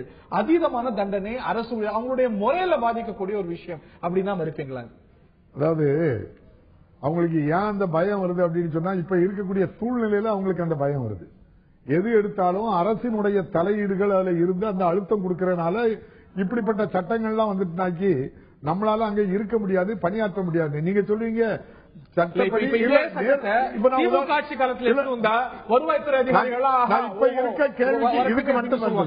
ஒரு தாலுகா அலுவலகத்துக்கு வாருங்க, எந்த சான்றிதழாவது அங்க இருக்கக்கூடிய அதிகாரிகள் அவங்க இஷ்டப்படி அங்க சட்டப்படி என்ன இருக்கோ அதை எழுதி கொடுக்க முடியாது. அதுக்கு காரணம் அங்க இருக்கக்கூடிய ஆளுங்கட்சி நண்பர்களுடைய உதவி அவர் யாருக்கு கொடுக்க சொல்றாரோ கொடுக்கலாம், இவருக்கு கொடுக்காதன்னு சொன்னா கொடுக்க முடியாது. அதை அப்படியே தூக்கி பெண்டிங் வச்சுக்கலாம். நீங்க ஏன் வைக்கிறீங்க, அதை ஒழுங்கா நீங்க ஆளுங்கட்சின்னு சரியா சொன்னீங்க. இது திமுகவோ அதிமுகவோ மாற்றி மாற்றி தமிழ்நாட்டில் சொல்றேன். நான் இப்ப முடிச்சிருந்தேன். இப்போ நம்ம தம்பி அழகா சொன்னாங்க, இது எழுதி கொடுத்துட வேண்டியதானே, சட்டப்படி இல்ல அதனால உங்களுக்கு தரமாட்டேன்னு சொல்லி எழுதி கொடுத்துட்டா, அவங்க சொல்லியும் ஒரு அரசு அதிகாரி வேலை செய்யறாரு, ஆளுங்கட்சியினர் இப்படி எழுதுங்கிறாரு. இதை மீறி அவர் எழுதுனா அவர் அந்த ஊர்ல வேலை பார்க்க முடியாது. அப்ப அவர் எங்கேயாவது மாத்துவாங்க. நமக்கு எதுக்கு வம்புங்கிற அளவுல தான் இப்ப இருக்காங்க. ஈபி எடுத்துக்கிடுங்க, 1.25 லட்சம் பேர் மொத்தம், இப்ப 50,000 போஸ்ட் வேக்கண்டா இருக்கு. அதான் அவர் சிவஜோதி சொல்றாரு. இந்த 2011 இருந்து 14 உருவானது இல்ல. இந்த ஒரு வேகன்சி பைலப் ஆயிட்டு வருது தொடர்ந்து பல ஆண்டுகளாக. சொல்லக்கூடிய இந்த குற்றச்சாட்டுகள் அதிமுகவுக்கு மட்டும், அதிமுக அரசுக்கு மட்டும் சேவை உரிமை சட்டம் சேவை செய்யற அரசு தான் பண்ணும். இது அமைச்சர்களும் முதல்வர்களும் கோயில நோக்கி கும்பிட்டு அளவு குத்துறதும் மஞ்சோர் சாப்பிடுறதும் ஆட்சிக்கு வருமானால் உடனடியாக செஞ்சிடும். எப்படியோ நம்ம 97 எப்படி சட்டம் கொண்டு வந்தோமோ அதே மாதிரி தலைவர் கலைஞர் அவர்கள் இதையும் மாற்றி என்ன அஜெண்டாவா இருக்கும். நிச்சயமா தலைவர் கலைஞர் செய்வாங்க. அதுக்கு மாற்று கருத்தே கிடையாது. மக்கள் நீங்க யாரும் சொல்லியா நாங்க இந்த சட்டத்தை கொண்டு வந்தோம். சிட்டிசன் சட்டத்தை இந்த காலத்துக்குள்ள ஒரு விதி இருக்கு. ஆனா அந்த விதி திமுக ஆட்சி காலமோ அதிமுக ஆட்சி காலமோ முழுமையா செயல்படுத்தப்படுது. உங்க ஆட்சி காலம் இதுக்கு விதி விலக்கு. அதாவது ஒரு முதலாளி இந்த வேலை பாக்குறவங்க முதலாளி கண்ட உடனே எழுதி இருப்பாங்க. நம்ம நாட்டுல தமிழ்நாட்டுல வேலை பார்க்கக்கூடிய அரசு அதிகாரிகள் எல்லாம் மக்களுக்கு தான் எஜமானி சொல்லுவாங்க. மக்களை கண்டாக்கி அவங்கள உட்கார கூட சொல்றது கிடையாது. அந்த அளவுக்கு யாரை கூட்டிட்டு வாங்க அவங்களே இன்னும் ஒரு தபால் வாங்கிட்டு வந்துருவோம் எனக்கு தரணும்னா எனக்கு இப்படி நெருக்கடி இருக்குங்க. நீங்க ஒரே ஒரு உதாரணம், எங்க பனவூர்ல திருநெல்வேலி மாவட்டத்தில் பனவூர்ல ஒரு சாரு பதிவாளர் அலுவலகம் இருக்கு, ரிஜிஸ்டர் ஆபீஸ். பத்திர டாக்குமெண்ட் போட்டாங்க. அவர் 2 வருஷம் ஆகுது. வரும்போது ஒரு பைக்ல வந்தாரு, இப்ப 4 கார் வச்சிருக்காரு. எப்படி நீ யார்கிட்ட போய் கேட்க? அவரை மாத்துறாங்க பல குற்றச்சாட்டுல. பெரிய பெரிய எஸ்யூவி அவரு நம்ம பல ஆட்சி காலத்துல நான் என்ன சொல்றேன், அவரை மாத்தின 3வது நாள் சொல்றாரு வேற ஆளுங்க ஜாயின் பண்ண முடியாது, நானே ஜாயின் பண்ணுவாரு. அவரு நேரே வராரு, மந்திரிட்ட வராரு, என்ன சொன்னாரோ தெரியல. அந்த டிரான்ஸ்பர் ஆர்டரை கேன்சல் பண்ணாரு, திரும்பவும் பண்ண முடியல இருக்கிறாரு. அப்ப இந்த அளவுக்கு தான் எல்லா தரப்புலையும் எல்லா அதிகாரிகளும் அரசு என்ன சொல்வோ அதைத்தான் செய்ய முடியும். குற்றச்சாட்டுகள்ல நிறைய பேருக்கு வருத்தம் இருக்கிறது. ஆனா உங்கள்கிட்ட கேட்க இருக்கின்றேன், இதுக்கு திமுக ஆட்சியோ அதிமுக ஆட்சியோ ஒரு விதிவிலக்குன்னு சொல்ல முடியுமா? ஒரு ஆட்சி காலத்துல தான் இப்படி ஒரு நிலை இருக்கிறது, திமுக ஆட்சி காலத்துல இப்படி இல்ல, 2011 இருந்து ஆரம்பிச்சு 14 தான் இப்படி இருக்கு, நம்ம ஒரு முடிவுக்கு வந்துட முடியுமா? திருச்சி அதுக்கு முன்னாடி திமுக சார்பில் ஒரு உறுதிமொழி அளிச்சிருக்கிறார். எங்க ஆட்சியில வந்தாக்க நாங்க சேவை பெறும் உரிமை சட்டத்தை நாங்க நடைமுறைப்படுத்துவோம். அதுக்கு வாழ்த்துக்கள், மகிழ்ச்சி. எங்க சார்பில் வாழ்த்துக்களை தெரிவிக்கிறோம். அதே சமயத்தில் அரசு ஊழியர்களுடைய கருத்தையும் கேட்டு நடைமுறைப்படுத்துவோம். நாங்க ஒருதலைப்பட்சமா நாங்க தான் அதிகாரத்தில் இருக்கோம்.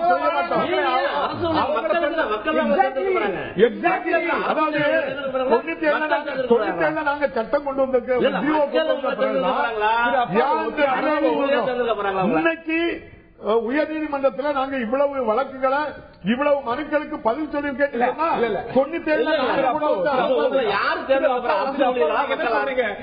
தகவல் இந்த ஒரு சேவை பெறும் உரிமை சட்டத்தை கொண்டு வருவோம். நீங்க பலருக்கு மகிழ்ச்சி அளிக்கக்கூடியது. உடனே என்ன சொல்றீங்க, அரசு ஊழியர்களோட கருத்தை பெறும் சட்டத்தை அரசு ஊழியர் சங்கங்கள் இதை எதிர்க்கும்.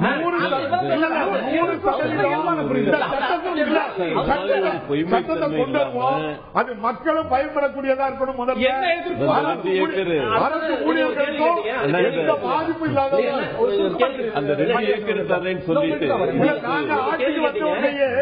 அரசு ஊழியர்கள் அரசு ஊழியர்கள் வந்து இல்ல சுயமா வேலை நாங்க ஆட்சிக்கு வந்துட்டோம்னா நாங்க இந்த சட்டத்துல அவங்களையும் கூப்பிட்டு பேசி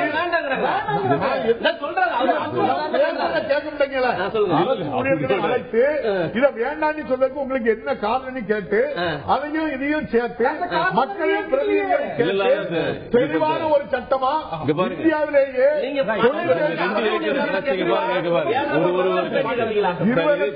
அரசு ஊழியர்களும் மக்கள் வந்தவங்க தான் 2 பேருக்கும் சேர்த்து தான் கொண்டு வருவோம். நிச்சயமாக இப்படிப்பட்ட ஒரு ஊழல் இல்லாத ஆட்சி வந்த உடனே இந்தியாவுடைய 19 மாநிலங்கள்ல செயல்படுத்திருக்காங்க. அவங்க இந்த மாதிரி பொது வாக்கெடுப்பு நடத்தி எல்லாத்தையும் கருத்து கேட்டு நடத்தல. நீங்க இப்ப செயல்படுவோம்னு சொல்லிட்டு ஒரு இக்கல் வைக்கிறீங்க. அதிமுக அரசை பொறுத்த வரைக்கும் அது 2 வீட்டுக்கு 2 ஏக்கர்னு சொல்லிட்டு கடைசியில் அந்த நிலம் அங்க இல்லன்னு சொல்லி அந்த மாதிரி பொய்மைத்தனமோ எதுவுமே இல்லாம இருங்க நான் சொல்றேன் 20 லட்சம் பேருக்கு வீட்டுக்கு 2 ஏக்கர் நிலம் சொன்னீங்க. எத்தனை பேர் கொடுத்தீங்க? இருந்த இடத்துல கொடுத்தோம்னா எத்தனை இருந்துச்சு? இங்க பாருங்க இந்த ஹிப்போக்ரசி சரி ரொம்ப ஓகே. இங்க பாருங்க அந்த மாதிரி வந்து பொய்மைத்தனம் இல்லாமல் இந்த சட்டத்தை பொறுத்த வரைக்கும் அந்த சட்டத்துடைய குறிக்கோள் என்ன, அதை நிறைவேற்றுறதுக்கு 6 வழிகள் இருக்கு. அந்த 6 வழிகள்ல ஒண்ணு வந்து அபராதம். அந்த அபராதத்தை தவிர மிச்சம் இருக்கிற எல்லா 5 விஷயங்களையும் சேவை அளிக்கும் விதத்தை சீர்படைக்கிறது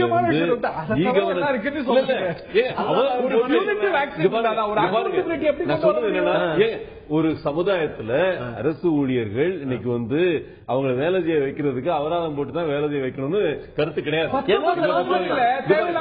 மத்திய அரசு அகில இந்திய அளவுல ஒரு தவறான நிலைப்பாடு எடுத்திருக்கா, ஒரு புரிதல் இல்லாம அடிப்படையே இல்லாம ஒரு நிலைப்பாடு எடுத்திருக்கா.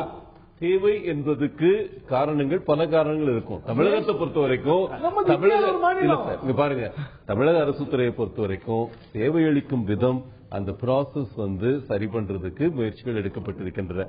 வெளிப்படைத்தன்மையுடன் இ கவர்னன்ஸ் மூலம் சேவை நிலையங்கள் மூலமாக ஆழமா இந்த சேவைகளை கொண்டு போயிருக்கிறாங்க.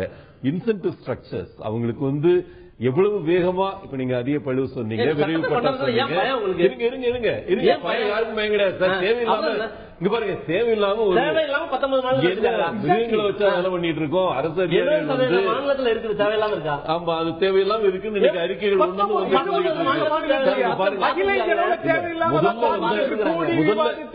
பாருங்க. முதல்ல வந்து 2 மாநிலங்கள் மத்திய பிரதேசத்திலும் பீகார்லயும் இன்னைக்கு ஸ்டடி ஆப்டர் ஸ்டடி வந்துட்டு இருக்கு. அதுல என்னென்ன தவறுகள் இருக்கு ஐநாவுடைய விருது வாங்கியிருக்கு. தமிழ்நாடு வாங்கியிருக்கு. இல்ல இல்ல சட்டம் போட்டாங்க. இங்க பாருங்க சட்டம் மட்டும்தான் சமுதாயத்துல வந்து ஒரு மாற்றத்தை கொண்டு வரும்ன்ற நம்பிக்கை கிடையாது. அதுவும் டைம் கொடுக்கணும். இங்க பாருங்க 6 விஷயங்கள் இந்த சட்டம் சாதிக்க நினைக்குது. அந்த 6 விஷயங்கள்ல 5 விஷயங்கள் சேவை அளிக்கும் விதம், வெளிப்படைத்தன்மை, கண்ட்ரோல், ரிசோர்சிங். எவ்வளவு ஆட்கள் போட்டிருக்காங்க. என்ன சொன்னாங்க, 1 லட்சம் பேர் இருக்க வேண்டிய இடத்துல 50,000 பேர் இருந்தாங்கன்னா அவங்கள வச்சு நீங்க இத்தனை நாளுக்குள்ள கொடுங்க, இத்தனை நாளுக்குள்ள கொடுங்க. பாண்டியராஜன் அடிப்படையை விளக்குங்க. இந்த சேவை பெறும் உரிமை சட்டத்துடைய அடிப்படை என்னன்னா, கால தேவையின்றி, அதாவது ஒரு சேவை தாமதப்படுத்தப்பட்டால், மறுக்கப்பட்டால், இன்னொன்னு வெறும் குற்றச்சாட்டு வந்தால் இல்ல, இது பல கட்டங்களுக்கு போய் நிரூபிக்கப்பட்டால் அதிகாரிக்கு ஃபைன். எனக்கு வந்து இவ்வளவு நாளுக்குள்ள சேவை கிடைக்கணும், கிடைக்கல, மறுக்கப்படுது, இன்னார்டினேட்டா டிலே செய்யப்படுது, தாமதம் செய்யப்படுது, அந்த அதிகாரிக்கு ஃபைன் கிடைப்பதுல என்ன தப்பு? இல்ல தப்பு ஒண்ணும் கிடையாது. ஆனா நாங்க எங்களுடைய கருத்து, இந்த அரசாங்கத்துடைய கருத்து என்னன்னா, இந்த மாதிரி பல திட்டங்கள், அம்மா திட்டம், விரைவு பட்டா திட்டம், இந்த மாதிரி அந்த சேவை மைய திட்டம், இந்த மாதிரி பல திட்டங்கள் மூலமாக ஒரு பாசிட்டிவா ஒரு விஷயத்தை சாதிக்க முடியும்னா அதுக்கு அவராதோன்னு போட்டு தான் சாதிக்கணும்னு அவசியம் இல்ல அப்படின்னு அவங்க நிலைப்பாடு. அது சரியான நிலைப்பாடு என்னோட நம்பிக்கை. ஏன்னா அம்மா முகாம் கொடுக்குறீங்க இல்லீங்களா, மக்கள் எல்லாம் கேட்கறாங்க அந்த சேவை உரிமை சட்டம் நீங்களே ஏத்துப்பீங்க. இன்னைக்கு அரசு துறைகள்ல நீங்க அரசியல் ரீதியா பலருக்கு மாற்று பார்வை இருந்தாலும் கூட அரசு துறைகள்ல இன்னைக்கு வேகன்சி எந்த அளவுக்கு இருக்குது. இன்னைக்கு வருவாய் துறைன்னு எடுத்துக்கிட்டா அரசாங்கம் புதுசு புதுசா பல திட்டங்களை அறிவிச்சிடும், கோடிக்கணக்கான மக்களை போய் சென்றடையணும். ஆனா அதே அதிகாரிகளுடைய பலத்தோட அதே ஊழியர்களுடைய பலத்தோட செய்ய வேண்டிய ஒரு தகவல் உரிமை சட்டம் கூட வந்துருச்சு. புதுசா அப்பாயின்மெண்ட் நடந்திருக்கிறதா ஏற்கனவே இருக்கக்கூடிய அதிகாரி தான் ஆபீசரா இருக்கு.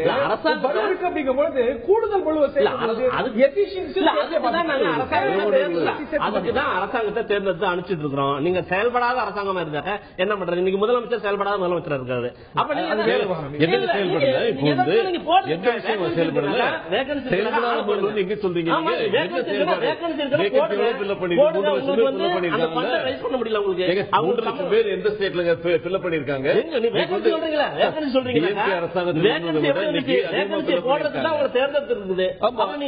போடல அப்படின்னாக்கா யார் எவ்வளவு போட்டிருக்கு எவ்வளவு போடல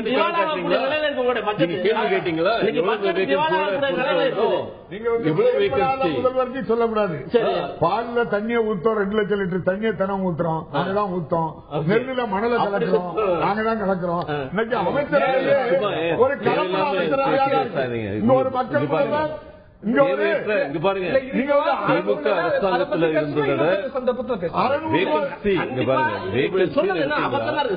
மக்கள் பாத்துட்டு எனக்கு ஒண்ணு இல்ல, எனக்கு ரேஷன் கார்டு வேண்டி அப்ளை பண்றேன், 60 நாள்ல கொடுக்கணும், கொடுக்கலன்னா மறுக்கிறதுக்கான காரணத்தை சொல்லணும் தெளிவா இருக்குது. நியாயமான காரணமா இருந்தா ஏற்கப்படும். ஒருவேளை ஒருத்தவங்க அவசரப்படுறாரு, அவருடைய டாக்குமெண்ட்ஸ் எல்லாம் கோளாறு, ஆனா இந்த சேவை 7 நாள்ல கிடைக்கணும், எனக்கு கிடைக்கலன்னு அந்த அத்தாரிட்டி கிட்ட போனா, அந்த அமைப்பு கிட்ட போனா, அந்த பெட்டிஷன் போட்ட அந்த ஒரு சாமானியர் மேல குற்றம்னா அந்த அதிகாரி மேல நடவடிக்கை கிடையாது. ஆனா எல்லாம் சரியா இருந்து, எல்லா ஆவணமும் சரியா இருந்து அவருடைய சேவை மறுக்கப்பட்டால் மட்டும்தான் நடவடிக்கை.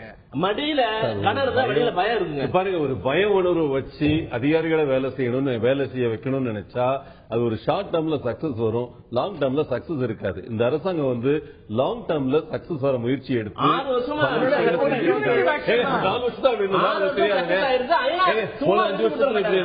சும்மா எது கொடுக்க மாட்டாங்க, சிறப்பா செயல்பட்டு மத்திய பிரதேசத்தை கம்பேர் பண்ணி அதிகாரிகள் எல்லாருமே அவங்க சொல்றத கேட்க வச்சிருக்காங்க. நிச்சயமாட்டு ஆட்சி கலைஞர் ஆட்சி வரும், இந்த சட்டம் வரும், இருக்கக்கூடிய தலைவர்களெல்லாம் நீக்கி சட்டமும் வரும். மக்கள் சிவிச்ச மாட்டு நேரத்து நேரத்தில் எப்படி 97ல இந்த சட்டம் கொண்டு வந்து மக்கள் பயன்பாட்டு சட்டமே வரல சார்.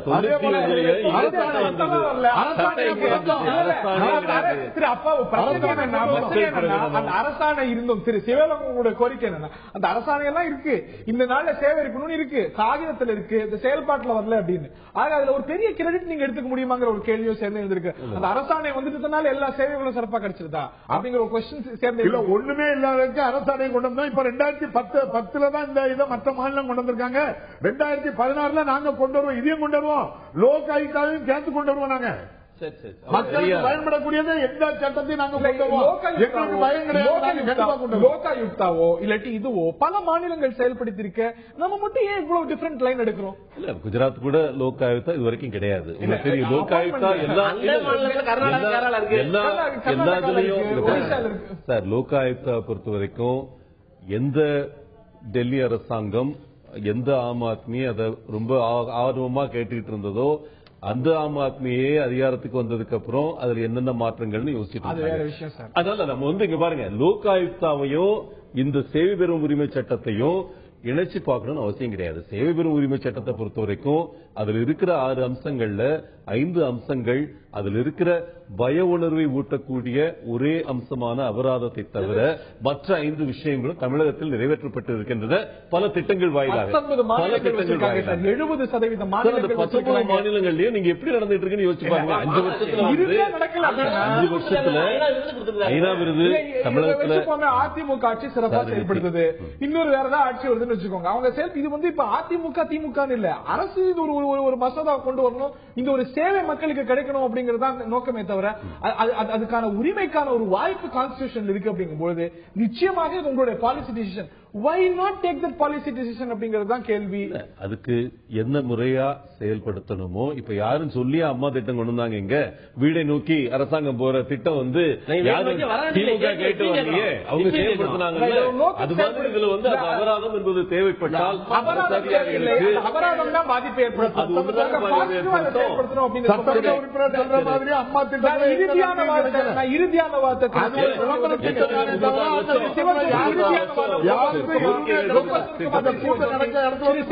திரு சிவஜோதி, 70% மாநிலங்கள் அது செயல்பாட்டில் இருக்கு. அங்க இருக்கக்கூடிய ஊழியர்கள் தண்டிக்கப்பட்டாங்கன்னு பொருள்பட முடியல.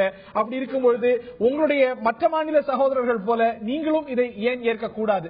இறுதியா சுருக்கமான வாதம், மக்கள் இதை பற்றி என்ன நினைக்கிறாங்க கேட்கணும்.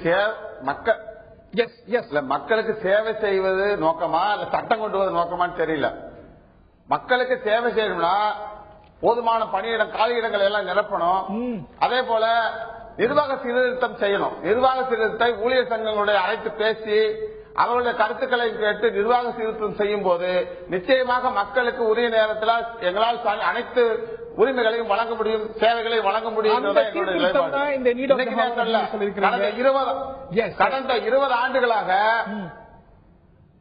கடந்த 20 ஆண்டுகளாக ஜீரோ பேஸ்ட் பட்ஜெட் முறையில தொடர்ந்து காலி இடங்கள் அதிகரித்துக் கொண்டே இருக்கின்றன. புதிய பணியிடங்கள் நிரப்பப்படாத சூழ்நிலை இருக்குது. மக்கள் அதிகமாக ஜனத்தொகை அதிகமாகிக் கொண்டிருக்கிறது. அதற்கேற்ற காலி இடங்கள், அதுக்கு புதிய இடங்கள் பணியிடங்கள் வழங்கப்படுவதில்லை.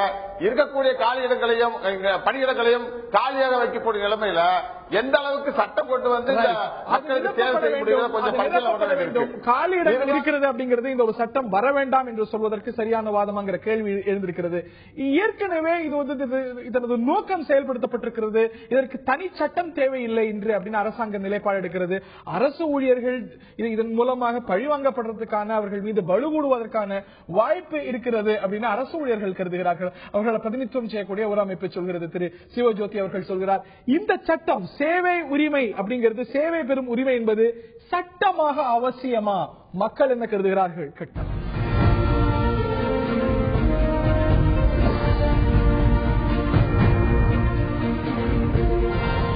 சேவை பெறும் உரிமை சட்டம் அவசியம் என 79%, தேவை இல்லை என்று 9%. இதில் ஆய்வு மேற்கொண்டு ஒரு முடிவு எடுக்கப்பட வேண்டும் என்று 12% சொல்லியிருக்கிறார்கள். அவசியமாக தேவை என்று 79%, தேவை இல்லை என்று 9%. ஆய்வு அவசியம், அதன் அடிப்படையில் தான் தேவையா இல்லையா பிராக்டிகாலிட்டிஸ் எல்லாம் பார்த்து கொண்டு வர வேண்டும் என்று 12% சொல்லியிருக்கிறார்கள். நிச்சயமாக அரசாங்கம் கோர்ட்ல எடுத்திருக்கக்கூடிய நிலைப்பாடு, இது எங்களுடைய பாலிசி டிசிஷன், நாங்கள் தான் இந்த முடிவை எடுக்க வேண்டும் என்று சொல்லியிருக்கிறார்கள். நிச்சயமாக அரசாங்கத்துடைய பாலிசி டிசிஷன் தான். அரசாங்கத்துக்கு இதுல உரிமை, முடிவெடுப்பதற்கு உரிமை இருக்கிறது. ஆனால் பல மாநிலங்களில் இது உரிமையாக சட்டமாக வழங்கப்பட்டிருக்கும் பொழுது why not தமிழ்நாடு ஏன் கூடாதுங்கிற ஒரு கேள்வி எழுகிறது. அரசாங்கத்துடைய விளக்கம், எந்த நோக்கத்துக்காக இந்த ஒரு சட்டம் கொண்டு வரப்பட வேண்டும் என்று கோரிக்கை இருக்கிறதோ அந்த நோக்கம் நிறைவேறி இருக்கிறது என்று. சட்டம் வர வேண்டுமா இல்ல அந்த ஒரு நோக்கம் நிறைவேற்றப்படுவதனால இந்த நிலையே போதுமானதா? கால முடிவு செய்யும். மக்களுடைய கோரிக்கை இவ்வாறு இருக்க அரசாங்கம் என்ன நிலைப்பாடு எடுக்க போகிறது பொறுத்திருந்து பார்ப்போம். நிகழ்ச்சியில் பங்கு பெற்ற திரு அப்பாவு, அதே போல திரு சிவகலங்கோ, திரு பாண்டியராஜன், அதே போல திரு சிவஜோதி மற்றும் பார்த்த நேயர்களுக்கு நன்றி.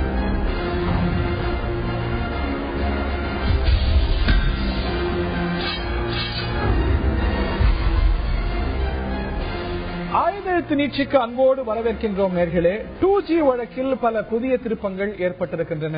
விரைவில் ஒரு லாஜிக்கல் கன்க்ளூஷனுக்கு வருகிறது என்பதுதான் இந்த ஒரு வழக்கில் இருந்த ஒரு தோற்றம். தேச அளவுல ஒரு மிகப்பெரிய தாக்கத்தை ஏற்படுத்திய ஒரு வழக்கு, ஒரு அரசியல் சூறாவளியை ஏற்படுத்திய வழக்கு. நாடாளுமன்ற தேர்தலில் ஒரு அரசியல் மாற்றத்துக்கு, ஆட்சி மாற்றத்துக்கு ஒரு முக்கிய பங்காற்றிய விஷயங்கள்ல ஒரு முக்கியமான விவகாரமாக 2Gயும் கூட நம்ம பட்டியலிட முடியும்.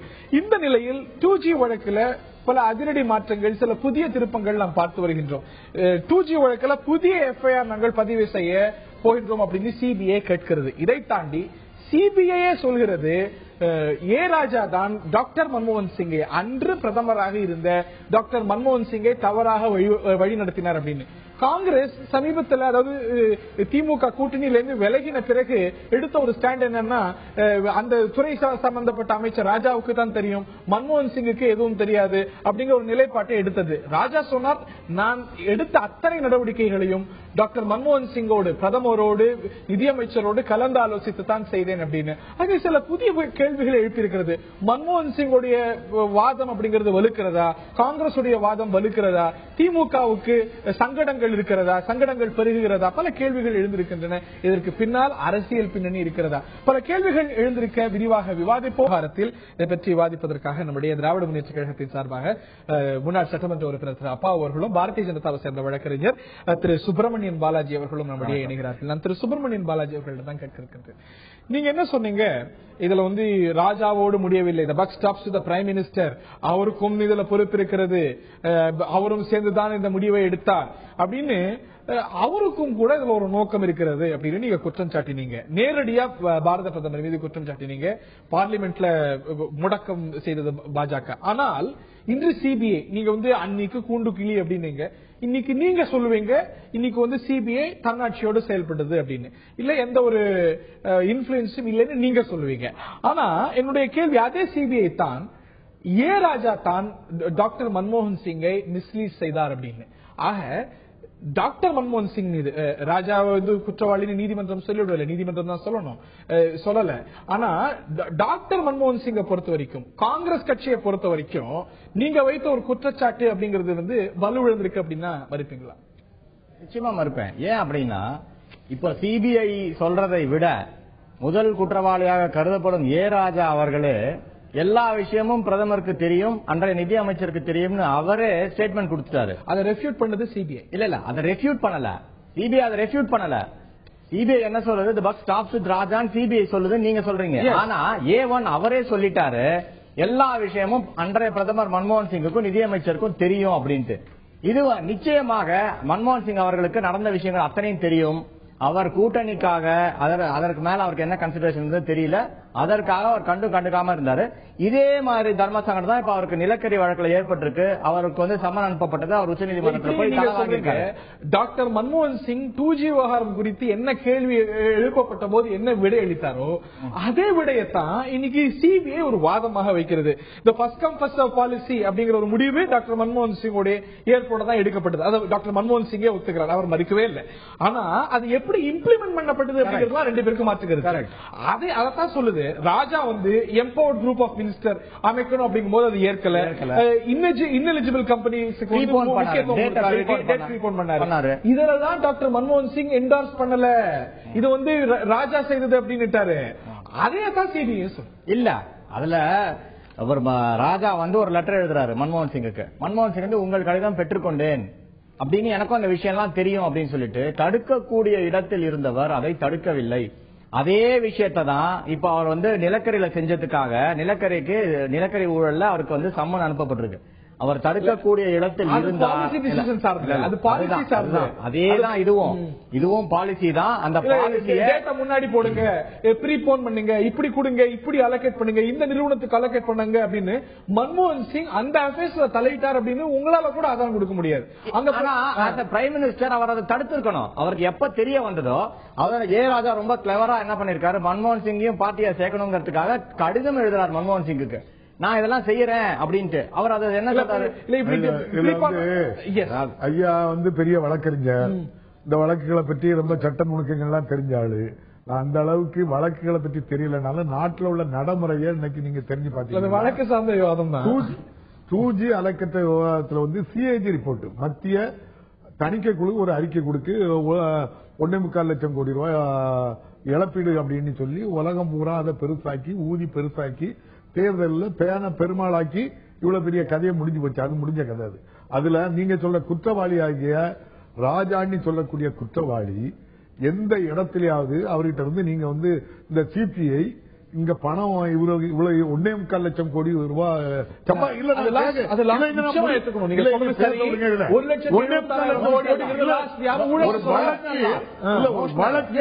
நான் இதை சொல்றேன். ஒரு வழக்குல அவர்கிட்ட ஒரே ₹1 எடுத்து இதுல வந்து களவு செய்த பணம் தாண்டி சொல்லி இந்த சொத்தை வாங்கினார்னு கூட இதுவரை சிபிஐ மேல வழக்கு போடல.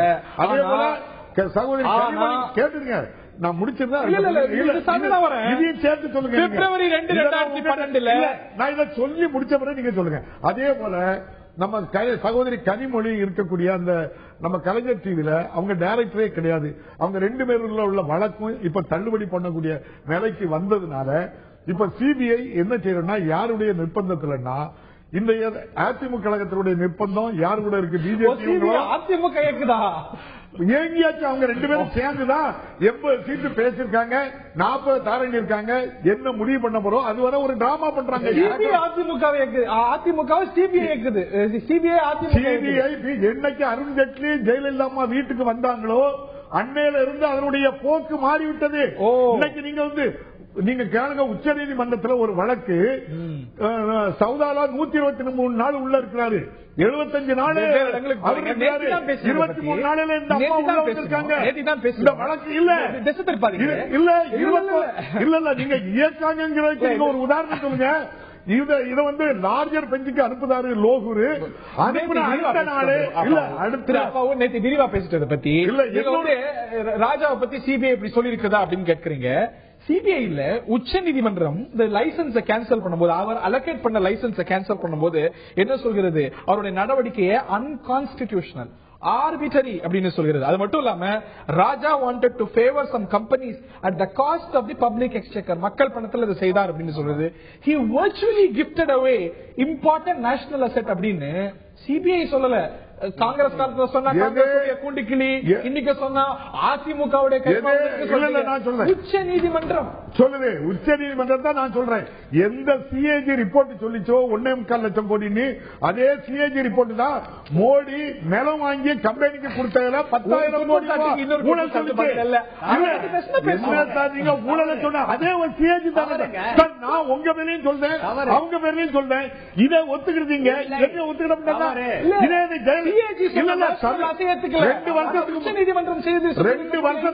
2 வருஷத்துக்கு முன்னால தமிழ்நாட்டில் கிராமச்சாலை அமைத்ததுல அரிசி பருப்பு வாங்கினதுல 7,000 கோடி ரூபாய் அரசுக்கு இழப்பீடு. அதே சிஏஜி விஷயத்திலே பேசுறீங்க. அதே இழப்பீடு 1.25 லட்சம் முடியும். ஆனா இன்னைக்கு பிஜேபி வந்து ஏடிஎம்கே உடைய தயவு தேவை அவங்களுக்கு, மாநில அரசுக்கு. அரசியல் பின்னாடி அரசியல் நோக்கத்துக்காக இதற்கு பின்னால் அரசியல் இருக்கிறது அப்படின்னு திரு அப்பாவோ சொல்றார். அரசியல் வழக்கத்தில் வைக்கக்கூடிய குற்றச்சாட்டு இது வந்து சொத்து வழக்கு, அதே போல 2G வழக்கு, ரெண்டுத்தையும் வைத்து மோடி சர்க்கார் அரசியல் செய்கிறது அப்படின்னு அரசியல் அரங்கத்தில் பேச்சு இருக்கு அப்படிங்கறத நீங்களும் மறுக்க மாட்டேங்கிறீங்க. எந்த ஒரு சட்டத்துல, அதாவது கேஸ் கோர்ட்ல இருக்கிற எந்த நிலுவையில் இருக்கிற எந்த விஷயத்தையுமே பாஜக அரசு வந்து அதை அரசியலாக பார்க்கவில்லை, அதை கிட்டேயே போறதில்லை. கேஸ் கோர்ட்ல இருக்கிறது it will be dealt on merits.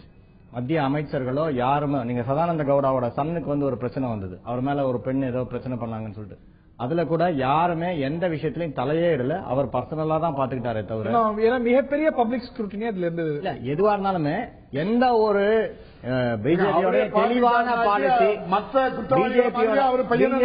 தெளிவான பாலிசி, சதானந்த கவுடாவை அவர் பையனை மற்ற குற்றவாளிகள் மாதிரி நடத்துறாங்களா? அவர்கிட்ட இருந்து ரயில்வே துறையை எதுக்கு வாங்கினீங்க? அவர் ஊழல் பண்ணிட்டாருன்னு. அதே சதானந்த கவுடா தான் இப்போ இன்னைக்கு இந்த சொத்து குவிப்பு வழக்குல தலையிட்டு நடைமுறைப்படுத்திட்டு இருக்காரு. அவரும் சட்டம் என்ன ஆதாரம் வேணும்னு கேட்கல தாரேனா என்ன கொடுங்க, நீங்க என்ன வேணும் சதானந்த கவுடா இந்த வழக்கில் தலையிட்டார். மத்திய அரசு அவர்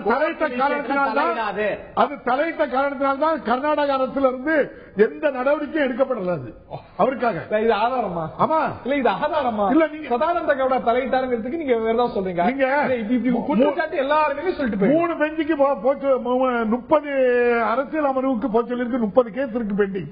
இந்த ஒரு கேஸுக்கு மட்டும் சொன்ன அடுத்த நிமிஷமே 21ஆம் தேதி வாய்தா அப்படிங்கிறாங்க. இன்னைக்கு 21ஆம் தேதி வாய்தான்னு சொல்லிட்டு 21ஆம் தேதி விசாரணைன்னு சொல்லியிருந்தாங்க. நீதி சுப்ரீம் கோர்ட் ஏன் இதை வேகமா எடுக்கிறாங்க? அதனால எடுக்கிறாங்க. அரசு வழக்கறிஞரே சரி கிடையாது. அரசு வழக்கறிஞர் இரு பக்கம் நீங்க ட்ரையல் கோர்ட்டுக்கு போட்டாலும் அத்தூசி போட்டு நீங்க பேசணும். ட்ரையல் கோர்ட்ல போய் பத்தி பேச முடியும். அதை பத்தி கர்நாடகா பத்தி பேச முடியும். 2G பத்தி பேச வேண்டாம் நீங்க விருப்பப்பட்டா நான் இந்த விஷயத்துல நான் திருப்பியா தான் கேட்கிறேன். டாக்டர் மன்மோகன் Singh exactly set that policy decision இது வந்து ஆக்ஷன்ல வேண்டாம், இது வந்து ஃபர்ஸ்ட் கம் ஃபர்ஸ்ட் அப்படிங்கிறது நானும் எனக்கு எடுத்த முடிவு தான். வாஜ்பாய் காலத்துல எடுத்த முடிவு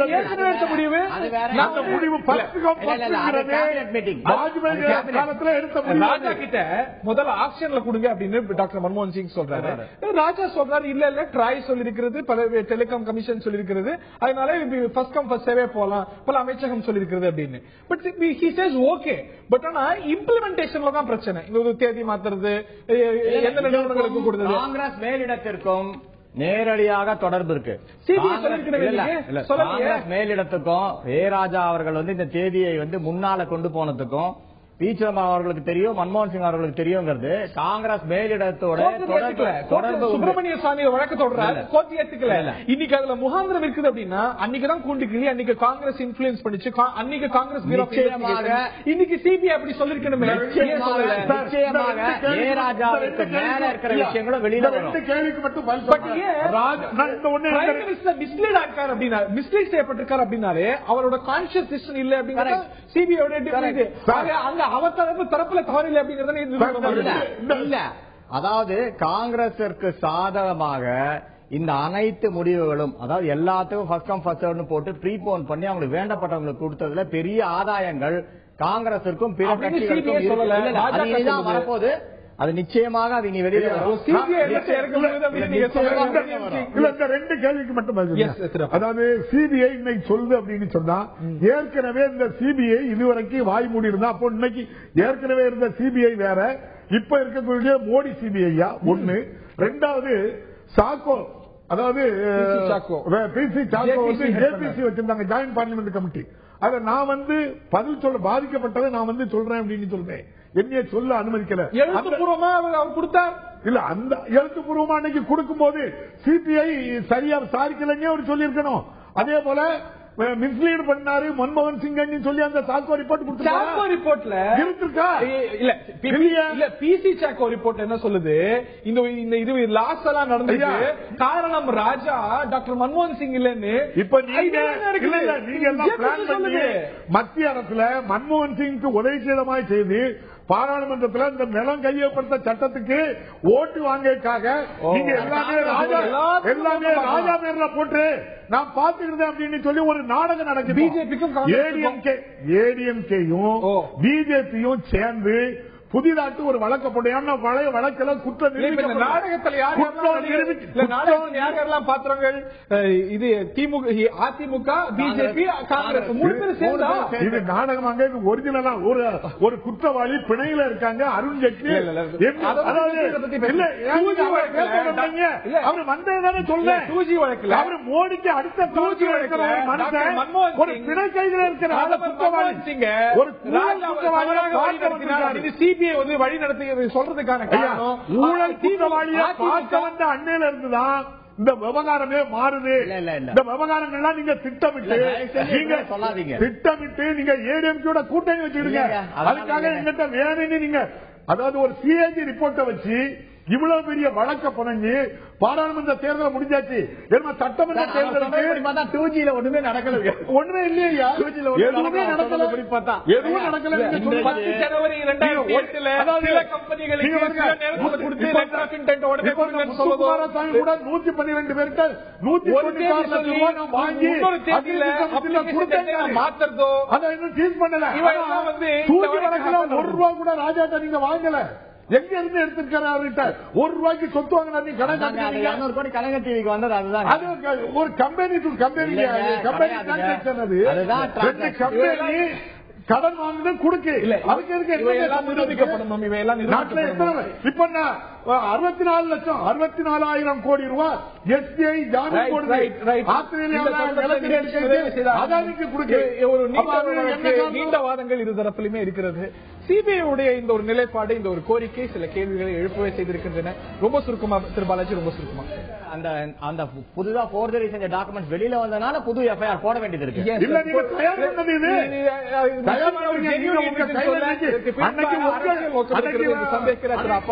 நீண்ட வாதம் அக்டோபர்ல ஒரு முடிவுக்கு ஒரு மாதிரி எப்போ இந்த ஒரு 2G வழக்கானது ஒரு அதிர்வை தேசம் முழுவதும் ஏற்படுத்திய வழக்குல எப்பொழுது அந்த லாஜிக்கல் கன்க்ளூஷன் வரப்போகிறதுங்கிற ஒரு கேள்வி எல்லாம் சேர்ந்து எழுந்திருக்கிறது. சமீபத்திய முன்னேற்றங்களும் சில கேள்விகளை எழுப்ப செய்திருக்கின்றன. நிச்சயமாக இது பல கட்டங்களில் வெவ்வேறு வடிவங்களில் விவாதிக்கப்பட வேண்டிய ஒரு வழக்கு தான். விவாதிக்கப்படக்கூடிய வாய்ப்புகளும் நிறைய இருக்கிறது. வாதிப்போம். இந்த நிகழ்ச்சியில் பங்கு பெற்ற திரு அப்பா அவர்களுக்கும் திரு பாலாஜி அவர்களுக்கும் பார்த்த நேயர்களுக்கும் நன்றி கூறி விடைபெறுகின்றோம். வணக்கம்.